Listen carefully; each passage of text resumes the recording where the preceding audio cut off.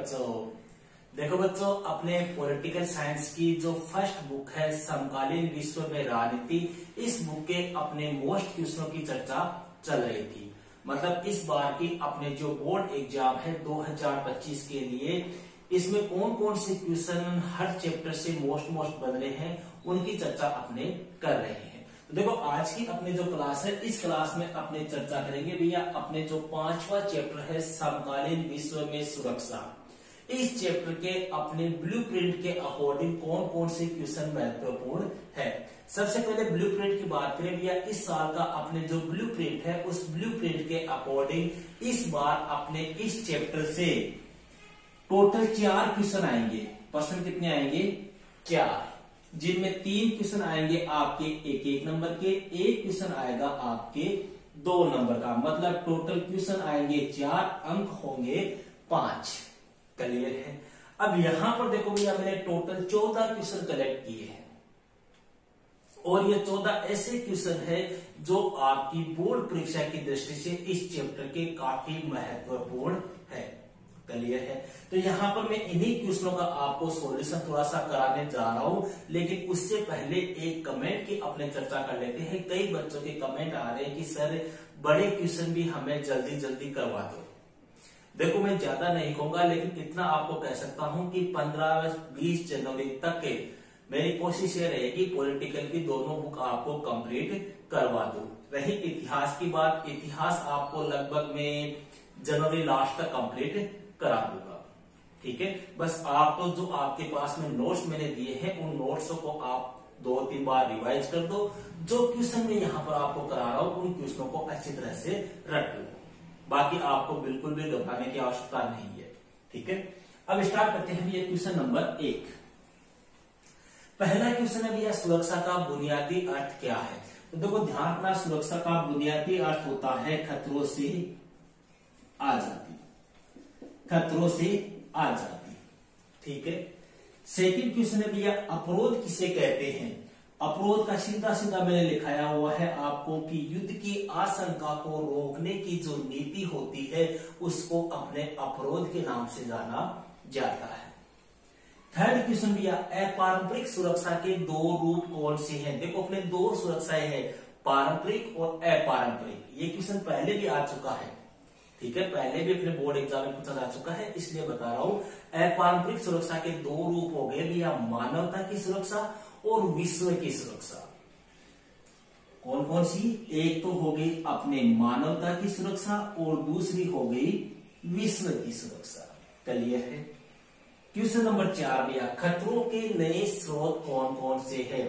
भैया, वर्तमान समय में अगर अपने बात करें तो खतरों के नए स्रोत में सबसे मेन है आपके आतंकवाद है, डेंगू है, मलेरिया है, टीबी है, बर्ड फ्लू है, शरणार्थियों की समस्या है। ऐसे 8-10 खतरे हैं जिनको आपको ध्यान रखना है। नेक्स्ट क्वेश्चन है भैया, सैन्य शक्ति का प्रमुख आधार क्या है? भैया, सैन्य शक्ति, कोई देश कितना पावरफुल होगा ये किसके ऊपर डिपेंड करेगा? तो सैन्य शक्ति का प्रमुख आधार हो गया आर्थिक और प्रौद्योगिकी। मतलब वह देश आर्थिक रूप से कितना मजबूत है, उस देश के पास प्रौद्योगिकी तकनीकी कितनी है, उसी आधार पर उसकी सैन्य शक्ति का निर्धारण होता है। मानवाधिकारों की, बड़ा अच्छा क्वेश्चन है, बहुत बार एग्जाम में आ चुका है। मानवाधिकारों की कितनी कोटियां है, नाम लिखिए। देखो, ये सारे क्वेश्चन मैं आपको ब्लूप्रिंट के अकॉर्डिंग बता रहा हूं, 1-1 अंक वाले और 2-2 अंक वाले। ठीक है? क्योंकि छोटे क्वेश्चन आएंगे, इसलिए बड़े क्वेश्चन की चर्चा अपने इस चैप्टर में नहीं करेंगे। तो मानवाधिकारों की भी 3 कोटियां हो गई। पहली तो है राजनीतिक अधिकारों की कोटि, दूसरी है आर्थिक अधिकारों की कोटि और तीसरी है अपने सामाजिक अधिकारों की कोटि। इनके नाम भी आपको क्रम से जानना है। कई बार क्या होता है, आपको क्वेश्चन सीधा पूछता है मानवाधिकारों की पहली कोटि कौन सी है? तो पहली राजनीतिक अधिकारों की कोटि जानना, दूसरी आर्थिक अधिकारों की कोटि है, तीसरी सामाजिक अधिकारों की। इसी प्रकार से क्रम से आपको इनको ध्यान में रखना है। नेक्स्ट क्वेश्चन आता है, क्षेत्रीय सुरक्षा किसे कहते हैं? क्षेत्रीय सुरक्षा मतलब कोई क्षेत्र विशेष, जैसे मैं कह दूं कि राजस्थान अपना क्षेत्र है। ठीक है? अगर अपने गुजरात में रह रहे तो गुजरात अपना क्षेत्र हो गया। ठीक है? तो अपने जिस क्षेत्र में निवास कर रहे हैं, उस क्षेत्र के लोगों की वहां की भूभाग की विदेशी आक्रमणकारियों से क्या करना, रक्षा करना, सुरक्षा करना, वही क्या कहलाता है, क्षेत्रीय सुरक्षा। नेक्स्ट क्वेश्चन है, बड़ा अच्छा क्वेश्चन है भैया, मेडकाउ नामक महामारी कहां फैली थी? बड़ा इजी सा क्वेश्चन है, यह बीमारी कहां फैली थी? अपने ब्रिटेन में। अगला क्वेश्चन आ रहा है भैया, शरणार्थी और आप्रवासी में अंतर बताइए। हो सकता है आपको ऐसे पूछ ले, शरणार्थी किसे कहते हैं, हो सकता है आपको केवल आप्रवासी पूछ ले, लेकिन मैंने दोनों यहाँ पर लिखे हैं, दोनों को एक साथ में बता रहा हूं। देखो, शरणार्थी और आप्रवासी। शरणार्थी का मतलब क्या होता है? जो शरण लेता है। अब कोई भी आदमी है, सीधी सी बात है, वह किसी दूसरे के पास में शरण क्यों लेगा? मजबूरी में लेगा। ठीक है, तो अगर कोई व्यक्ति भी या कोई हिंसा के कारण, मारपीट के कारण, दंगों के कारण कोई तनाव हो गया वहां पर, उस कारण से अपने मूल स्थान को छोड़कर कहीं दूसरे स्थान पर जाकर रहने लगता है, शरण लेता है, एक शिविर के रूप में रहता है, तो उसको बोलते हैं शरणार्थी। जैसे 1971 का जो युद्ध हुआ था, उस युद्ध के समय भी कई बांग्लादेशी जो है उन्होंने भारत में क्या ली थी? शरण ली थी। मतलब ये अपनी मर्जी से नहीं आते, ये पीड़ित होकर आते हैं, मजबूरी में होती है शरणार्थी। शरण मजबूरी में ली जाती है, तो ये तो मजबूरी में एक स्थान को छोड़कर दूसरे स्थान पर निवास करते हैं। आप्रवासी जो अपनी इच्छा के अनुसार, अपनी स्वयं की इच्छा से, मान लो जैसे मैं सीकर में रह रहा हूँ, ठीक है, अब मेरे को ऐसा लग रहा है कि जयपुर में पढ़ाई अच्छी हो रही है, जयपुर में एजुकेशन अच्छा है, तो मैं जयपुर जाकर बस जाऊं। मैं राजस्थान में रह रहा हूं, मेरे को लग रहा है कि पंजाब बेस्ट है, पंजाब में जाकर रहने लग जाऊं, तो मैं मेरी इच्छा के अकॉर्डिंग अगर अपने मूल स्थान को छोड़कर दूसरे स्थान पर रह रहा हूं तो मैं आप्रवासी कहलाऊंगा। और अगर मैं किसी मुसीबत में, विपदा में आकर, संकट में आकर, कोई मजबूरी में आकर अपने स्थान को छोड़ रहा हूं तो मैं शरणार्थी कहलाऊंगा। क्लियर है? नेक्स्ट है भैया, बड़ा अच्छा क्वेश्चन है, भारत की सुरक्षा नीति के कोई दो घटक बताइए। कोई भी दो घटक लिख सकते हो भैया भारत की सुरक्षा नीति के। तो पहला घटक तो जैसे अपनी जो सैन्य क्षमता है उसको मजबूत करना। दूसरा अपने आप लिख सकते हो जो अंतर्राष्ट्रीय कायदे है, संधियां वगैरह है, उनको मजबूत करना। तीसरा अपने लिख सकते हो गरीबी समाप्त करना, भ्रष्टाचार को मिटाना।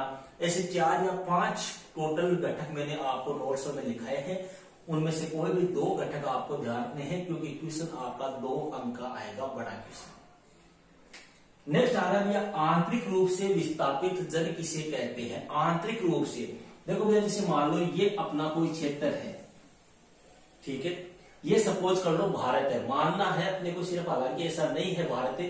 अब भारत में जैसे मान लो अपने राजस्थान में रह रहे हैं, ठीक है, राजस्थान में मान लो कोई दंगा हो गया, कोई हिंसा हो गई, कोई घटना हो गई, ठीक है, उसकी वजह से अपने राजस्थान छोड़ के मान लो अपने असम में रहने चले गए, या मान लो आप असम में रह रहे हो, असम को छोड़कर आप ओडिशा में आ गए मजबूरी में, ठीक है, तो अपने देश की सीमा के अंदर ही अपने क्या हो रहे हैं? शिफ्ट हो रहे हैं। मतलब देश के बॉर्डर से बाहर नहीं जा रहे हैं, एक राज्य से दूसरे राज्य में, एक क्षेत्र से दूसरे क्षेत्र में अपने निवास कर रहे हैं मजबूरी में, तो उनको अपने क्या कहेंगे? आंतरिक रूप से विस्थापित जन। जैसे 1990 में हुआ था भैया, कश्मीरी घाटी में रहने वाले जो पंडित थे उनको कश्मीर छोड़ना पड़ा था, कश्मीरी घाटी छोड़नी पड़ी थी, समझ रहे हो? तो वो क्या कहलाएंगे? आंतरिक रूप से विस्थापित जन। मतलब देश की सीमा के अंदर ही एक क्षेत्र को छोड़कर दूसरे क्षेत्र पर निवास करना, वो भी किस वजह से? मजबूरी में। नेक्स्ट क्वेश्चन भैया, बाली सम्मेलन, 2 बार ये क्वेश्चन पूछा जा चुका है। बाली सम्मेलन हुआ था भैया 2007 में, और कहां पर हुआ था? ये बाली में ही हुआ था। बाली पड़ता है अपने इंडोनेशिया में। क्लियर है? किस लिए हुआ था? विश्वव्यापी तापवृद्धि को रोकने के लिए। नेक्स्ट भैया, पारंपरिक और अपारंपरिक सुरक्षा में कोई 2 अंतर बताइए। 2 अंतर आपको जरूर से ध्यान रखने हैं। जैसे पारंपरिक सुरक्षा का संबंध जो है वो राष्ट्र की सुरक्षा से होता है, ठीक है। अपारंपरिक में राष्ट्र की सुरक्षा के साथ साथ संपूर्ण मानवता की सुरक्षा की जाती है। पारंपरिक सुरक्षा में खतरे का स्रोत कोई अन्य राष्ट्र होता है, जबकि अपारंपरिक सुरक्षा में अन्य राष्ट्र के साथ साथ कोई और भी हो सकता है। इसमें सैन्य खतरा प्रमुख होता है, इसमें सैन्य खतरे के अलावा अन्य कई भी खतरे होते हैं, ठीक है। कोई भी 3-4 अंतर है, आपकी इच्छा के अकॉर्डिंग जो बेस्ट लगे वो 2 अंतर आपको ध्यान रखने हैं, ठीक है। देखिए यहाँ पे मैं आपको मोटा मोटा बता रहा हूँ, क्योंकि ये सब कुछ मेरा पढ़ाया हुआ है, सब कुछ आपको लिखाया हुआ है। मेरा मकसद है सिर्फ आपको मोस्ट क्वेश्चन उपलब्ध करवाना। अंतिम क्वेश्चन है भैया टिप्पणी लिखिए। देखो यहाँ पर 3 संख्या है, कई बार इनमें से क्वेश्चन पूछ लेते आपको। बीडब्ल्यूसी कब हुई, सीडब्ल्यूसी कब हुई, या सीडब्ल्यूसी का पूरा नाम लिखिए, एबीएम का पूरा नाम लिखिए। तो देखो पहली संख्या आ रही है एबीएम। एबीएम का पूरा नाम हो गया भैया एंटी बैलिस्टिक मिसाइल संधि। एंटी बैलिस्टिक मिसाइल संधि ये 1972 में हुई थी, ठीक है, सोवियत संघ और अमेरिका। दूसरी आ रही है भैया बीडब्ल्यूसी, बायोलॉजिकल वेपन्स कन्वेंशन, अर्थात जैविक हथियार संधि, ठीक है। यह संधि भी 1972 में हुई थी, लगभग 155 देशों ने हस्ताक्षर किए थे। तीसरी है भैया सीडब्ल्यूसी, केमिकल वेपन्स कन्वेंशन, अर्थात रासायनिक हथियार संधि, यह हुई थी 1992 में, और लगभग 181 के आसपास देशों ने इसके ऊपर क्या किए थे, हस्ताक्षर किए थे। तो ये है भैया अपने पॉलिटिकल साइंस की जो फर्स्ट बुक है। इस फर्स्ट बुक का अपने जो 5वां चैप्टर है समकालीन विश्व में सुरक्षा, इस चैप्टर के अपने 2025 की बोर्ड एग्जाम के लिए ब्लूप्रिंट की दृष्टि से महत्वपूर्ण क्वेश्चन। अब अपने इस बुक में 2 चैप्टर और शेष रहे, फिर अपने सेकंड बुक स्टार्ट कर देंगे। ओके भैया, तो मिलते हैं नेक्स्ट